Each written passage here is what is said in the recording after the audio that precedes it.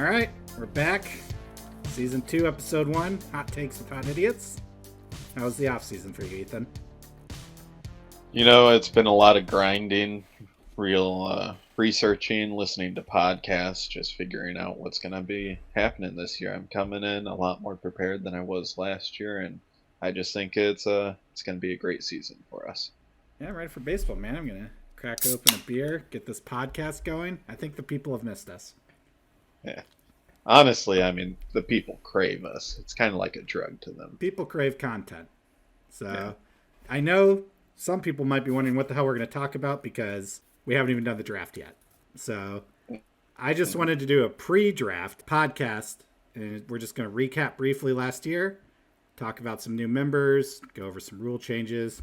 We're going to announce the draft order, and then maybe get into a little bit of new season buzz. So absolutely. Last year highlights. These are just things that came off the top of my head that I wrote down. You can add whatever you want. I had to have it on the podcast. Me destroying Lucas 6-4 in the finals. Impressive. It was a big thanks to Albert Pujols, some old dudes last year with the Cardinals going on one last ride. Pujols sends one in the air. It's deep to left. Taylor's back at the wall. It's 700.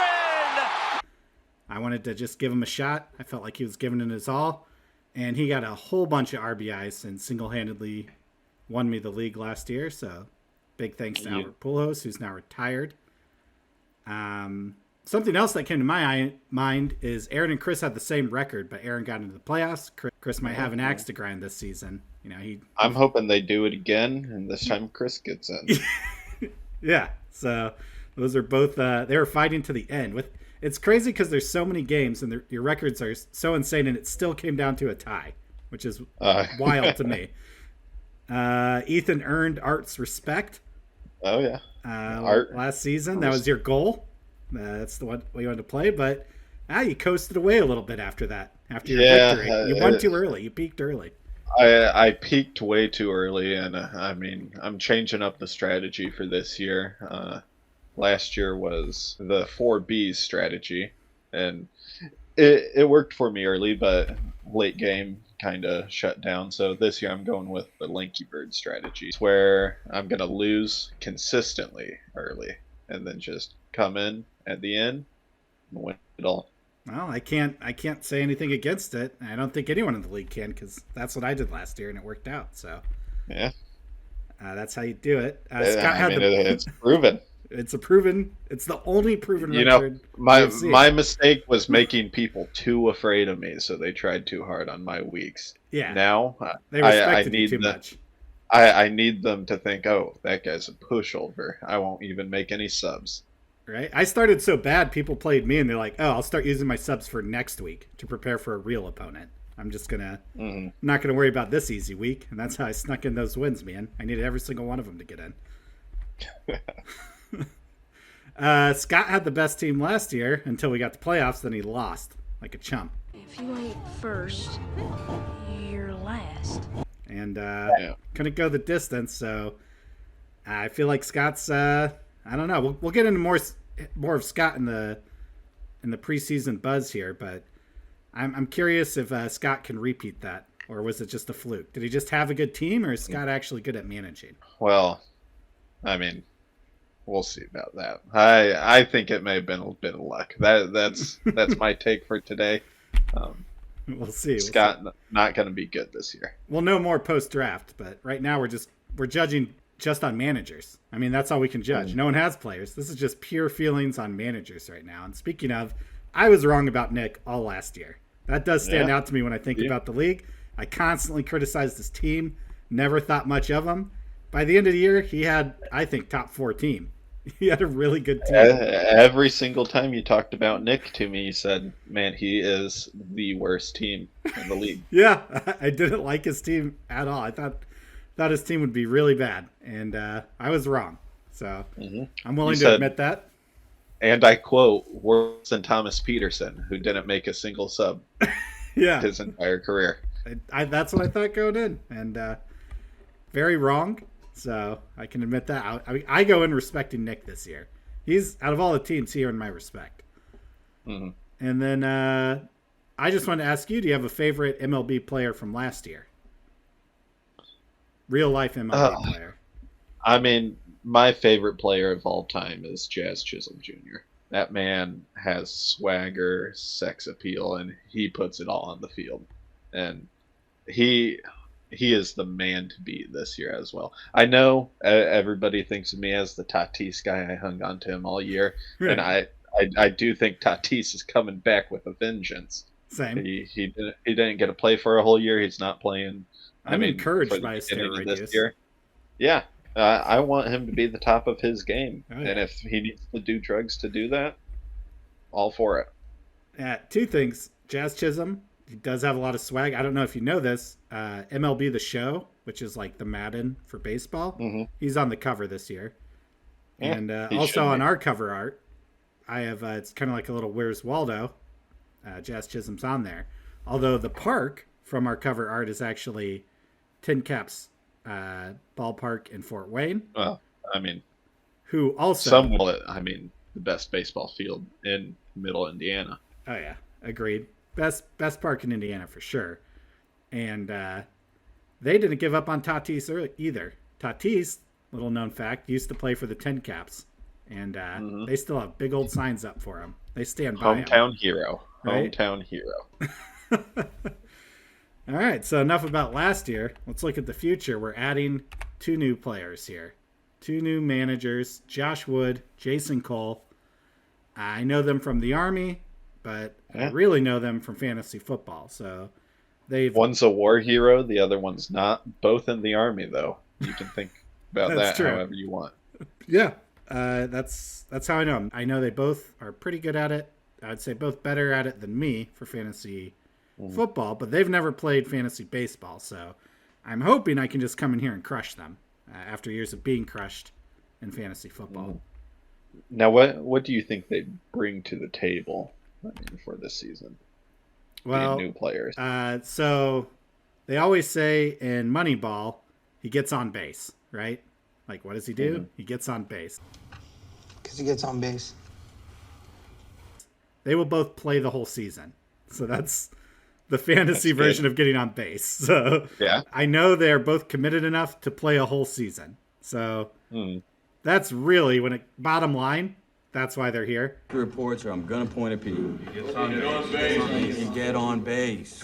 Other things they bring to it, Josh, he doesn't mind being a villain. He's kind of a just natural villain for a league. He's the guy you can hate and really want to be. He'll probably talk some shit, and you'll be angry and you'll want to crush him. You know, I think those types of people, they make the league as a whole better. Just Yeah, 'cause, you need the we're you trying need to beat them. yeah. Every league needs the villain. Every They team push needs us. that team everyone wants to beat, and Josh can fill that role. He's also a Honestly- grinder. He's good. He'll be checking every day. He's someone that's going to use up subs. He'll be annoyingly good, and that'll you want your villain to not be weak, right? So Yeah. he's I mean, I think- he's the person you go after each year, and that's important to have. Yeah. I think last year, I mean, obviously it was Vince, the whole Brisket fiasco. Yeah, he was the villain, so- but he was also a bad the- team. the- So not the So, way I on mean, Vince too it hard it here. worked. it didn't push us hard enough, you Right? know? Yeah, exactly. I think he was hit by a brisket curse. He's going to cook that opening day brisket, never did. And being a Cubs fan, he should know all about curses.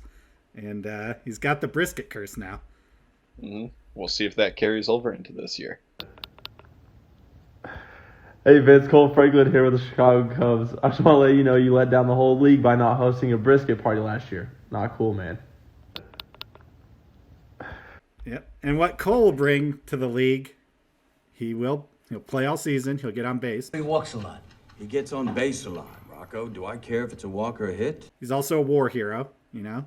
Yeah. Brings some And you know what that says to me? He's good under pressure. good under pressure, man.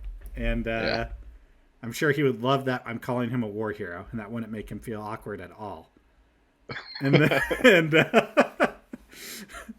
he's also good at beating Josh. Cole's teams are normally like a playoff team. He's a good manager. I won't say he has any like greatness to him that I can point to specifically, but he also seems to somehow be a Josh counter. He's like the kryptonite.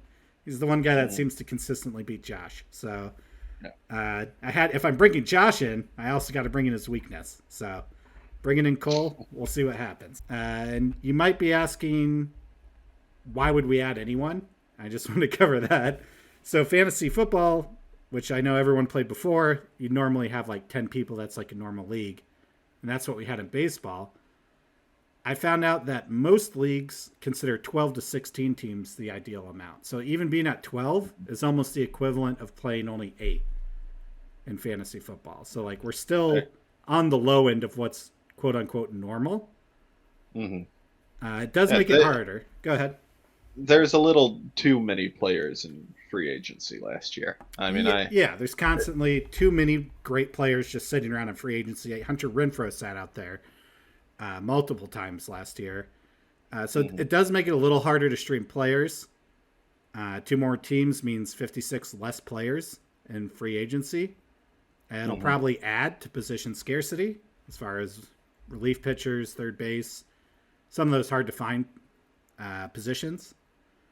And I think it should create some more trades. I'm not 100% sure yet, but last year was hard to trade because it's like, well, I can trade you this trash guy, but there's like 8 other people on free agency who are equal to that guy. Versus now, you just pick up for. Yeah, exactly. Absolutely. So it and should... one thing I do know about Josh, we didn't mention this in his pros, but I do know him as a trader. And traitor or trader? Trader. Well, maybe both. But no, I want to get some good trades going this year. Last year, Lucas refused to give me Judge the entire year. And I don't like that style of play. Yeah, it makes me sad. I mean, I offered so many trades for Pete Alonso. In fact, Aaron Judge had the home run record, but in second place was Kyle Schwarber. And I was offering Kyle Schwarber plus a piece for Pete Alonso, and I could not get it from Scott. He would not budge on the polar bear, which makes me... He is a big man. Big, strong man. If you want to restrain me, go at me like a man. I totally understand because I'm a big guy. I'm a big, strong guy. And I totally get it. And for me, like, I'm a big, strong guy. They don't know, like, my temper. They don't know what I could do. I mean, if I wanted to put someone in the hospital, I easily could. But all right. We had some rule changes, and I just want to go over them quickly. And then there's one we got to make a decision on because I cannot come to a decision on it. So the first one, there's one NA spot. If you look at your rosters right now, even though it's empty, you'll notice an NA spot. That's the non-active spot. So it's mainly used for just holding minor league players. So O'Neal Cruz, for example, I drafted, but he wasn't playing and he wasn't going to play for 2 months. And I can't put him on injured reserve, so he just takes up one of those really valuable bench spots, which is a waste of time. So I had to drop him, and then I didn't get to pick him back up because someone else did like 2 weeks before he came back. Yeah. So this is just an answer to that. I think it's kind of fun to try to farm and like think of an up and coming guy that might be moved up later. So it also helps you out if someone is suspended or just on it's suspensions, not injuries though, because if they get put on the IL list, then they have to go in your IL spot.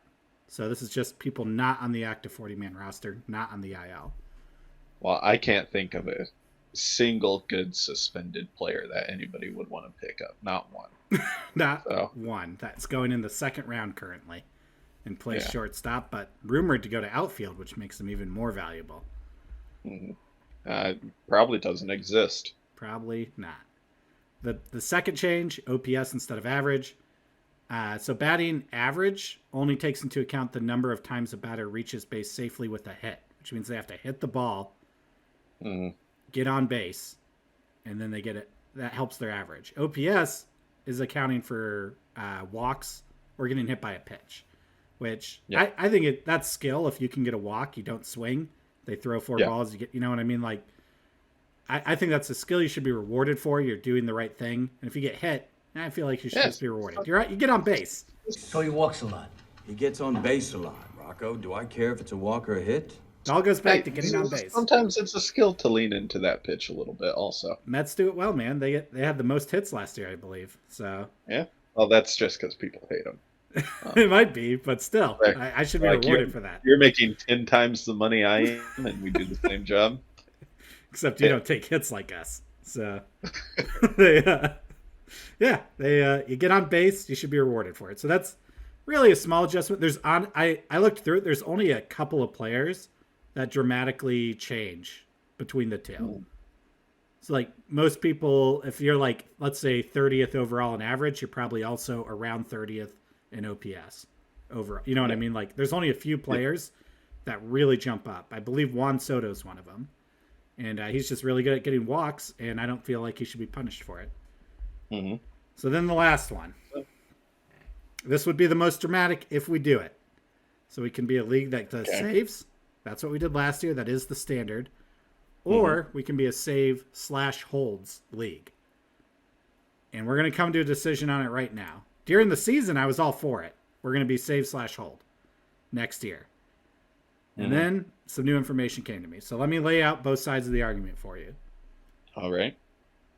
The save position can only get the save from a relief pitcher, right? The guy that comes in the ninth inning, closes out the game, earns a save. So there's not many guys that reliably do that. So it's really hard to find relief pitchers. In fact, a lot of teams last year just gave up on it and didn't even try. Yeah.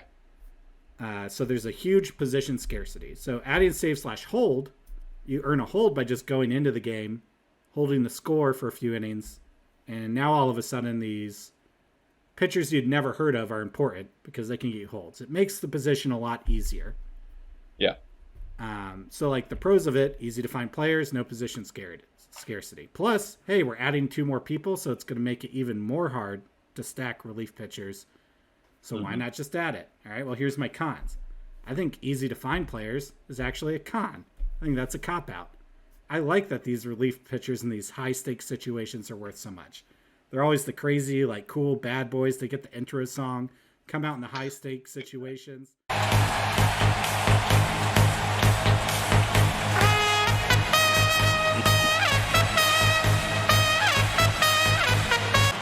Number 42.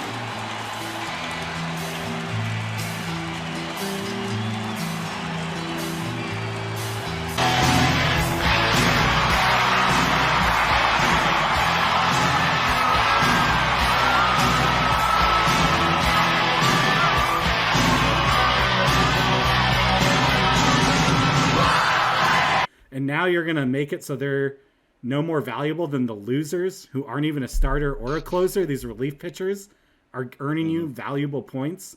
They're getting you these holds, and that's the same as a save. I think that's kind of lame. Yeah. So I embrace the position scarcity. I kind of like that it's hard to do. If you want to get Edwin Diaz, you're going to have to waste a freaking 3rd-round draft pick on him. You're going to have to go in early because they're so rare, people take them really soon in the draft. So I don't know. I kind of like that. And the main thing, I was listening to a podcast and they said alpha leagues use saves, beta leagues use save/hold. And I don't want to say that affected my judgment, but I've really been on the fence ever since I heard that. They're like, you're taking a really challenging position to fill, and you're making it super easy and boring is the other thing.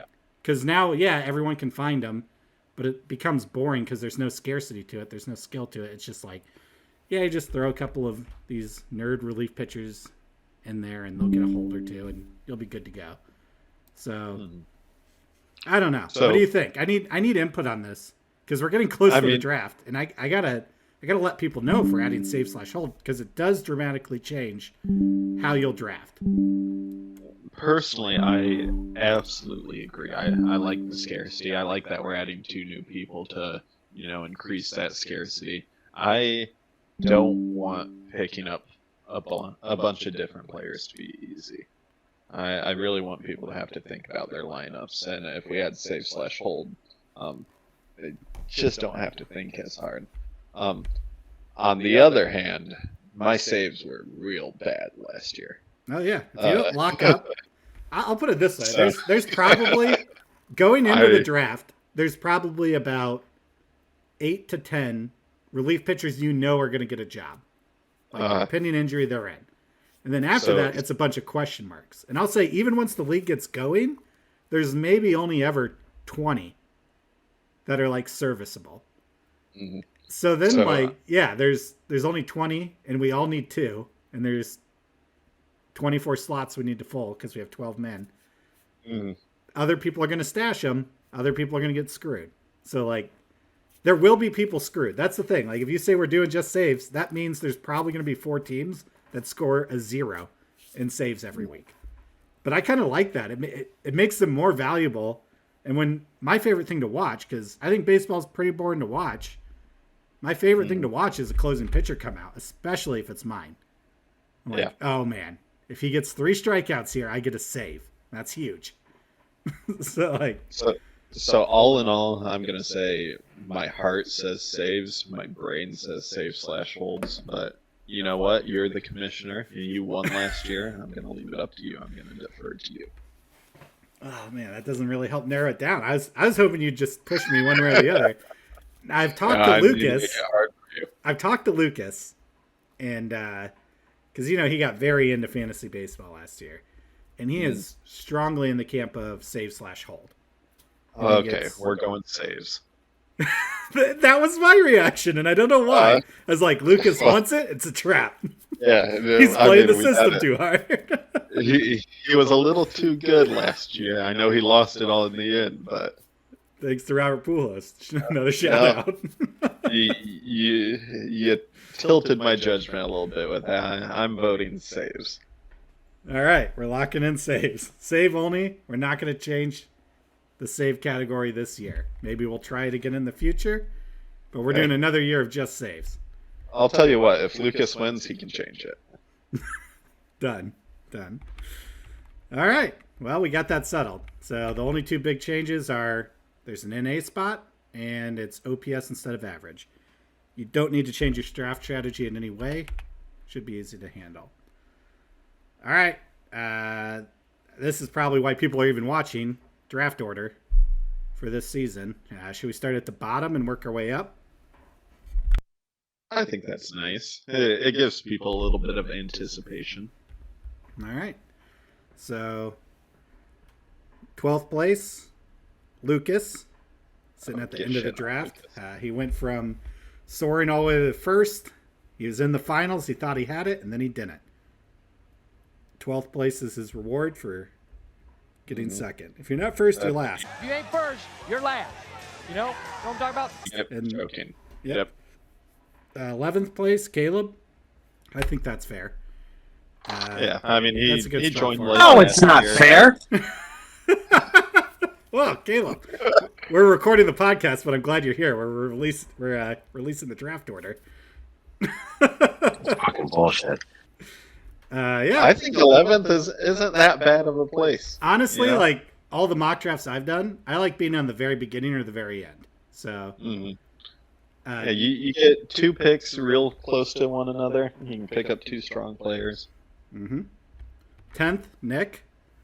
9th, Chris. 8th is Josh. Right next to Ethan, 7th. I like that because on the if there's someone he really wants with that 8th overall pick, you can snipe it from him. So like every round it goes back and forth.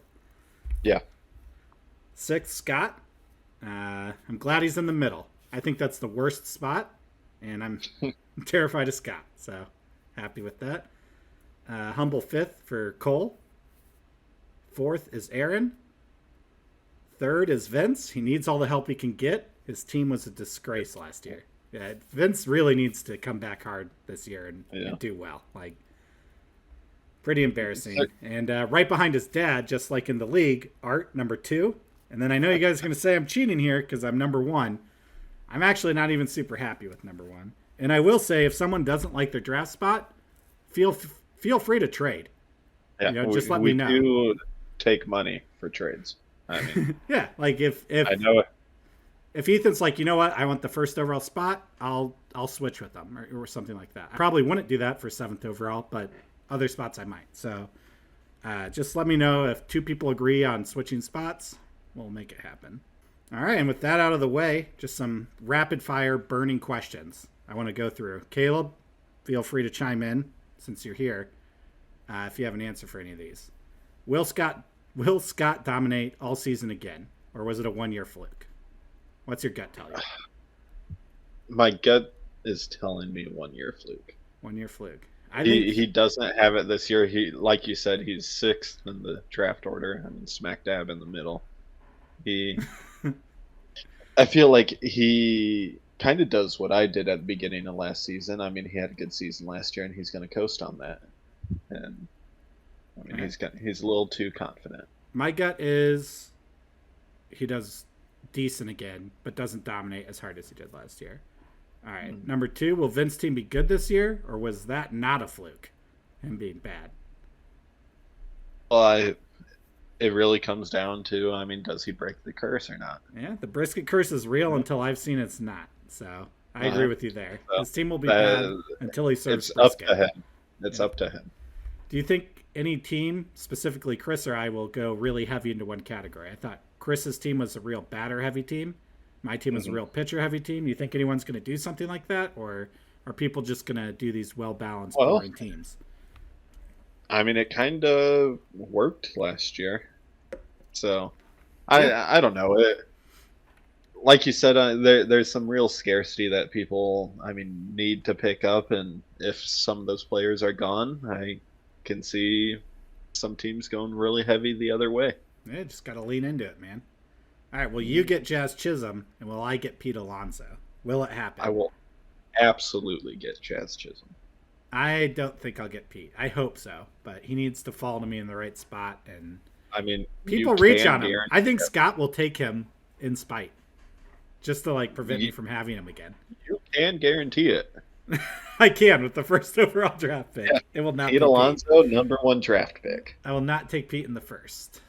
I might take him somewhere else though, so you guys better be on your toes if you want him. All right, pre-draft hot take. Name one manager you know will make it to the playoffs, and name one manager you know will not. Well, obviously, Cole's going to the playoffs. I like that. I know. That's a good take. I know. I mean, he's new this year, and people don't know about him. But like you said, I mean, repeatedly, that man's a war hero, and he's kind of a hero in my heart.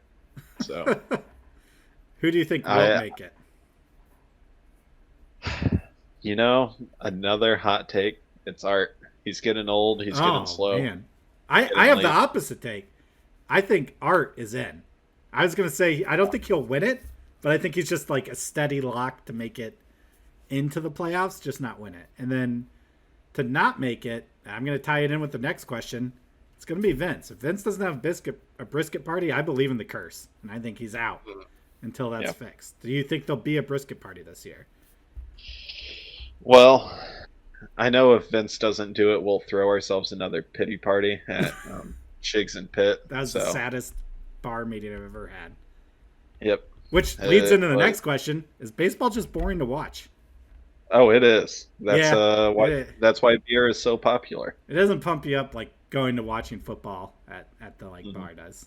It's not as great, maybe. It's fun to listen to. All right. I can watch about 2-3 innings Right? before I start. I mean, the great thing about a diamond is you can walk everywhere, and you just keep walking around. That's true. Thirsty Thursday at a Tin Cap Stadium, dollar beers. Tin Cap Stadium. You just keep walking around drinking, just hanging out. You do not stay in your seat. That's the best way to watch baseball. 2 new managers. Who does better? Against one another, or Just as a whole? who's going to rank higher? You know what I mean? Like, you said Cole's going to make the playoffs, so if you think Yeah, Josh I is just going to do said better, Cole, then Cole's going to be in the playoffs, so I got to go with Cole. all right. Man, I think baseball is a huge commitment, especially year one in a daily league. I have not seen a lot of new players thrive. Like Caleb jumped in midseason and did trash, and I just feel like I think Cole will stick with it, and over time maybe he'll do well. But I think he won't understand the grind enough, and I know Josh is a grinder. I'm going to go with Josh does better. They could still both make the playoffs. I just think ultimately Josh finishes higher. Number 9, outside of a hot dog or a glizzy, what's the best ballpark food? So I'd give the example of like pretzels, peanuts, nachos, Cracker Jacks, popcorn, burger, cheese curds. I don't know if beer counts. It's not really a food, right? That's more of a drink. Yeah, I wouldn't. That'd be an easy answer for That counting. doesn't count. So, favorite food outside of a hot dog? That's a tough one as a food guy. Not big on pretzels, not big on the nachos. You call They're yourself a just food guy? A little too messy. Well, just not at the ballpark. You know what I do like? Just because it's convenient, it's inventive, and I mean, it really hits the spot. It's the 2-for-1 combo. It's the soda with the chicken tenders on top of it. All right. You can't get that at every stadium, but the ones that do, it is the go-to. This might be a lame answer, but I do love the big pretzel with the cheese at the ballpark pretzel. I will say one time at the Colts, I had to pay like $25 for this thing of nachos, and it was the best nachos I've ever had in life, period. They did an amazing job. Not worth the money probably still, but it was really good. But as a general, I'm taking a shot on something. They're out of hot dogs. I'm at a baseball game. I'm going pretzel. All right, well. Wait, just quick question. I mean, I know you haven't been to every stadium in the U.S., but who do you think has the best hot? Who has the best hot dogs? Yeah. I'm going to go, you're going to call me a homer, but New York Mets, a New York hot dog, New York glizzy. I got to say they have the best ballpark wieners. Going with the Dodgers, the Dodger dog. Dodger dog? All right, fair enough. Something to think on. All right, well, I'll see you after the big draft, man. Then we can really start ranking how these teams are going to do. All right. We'll see you guys next week.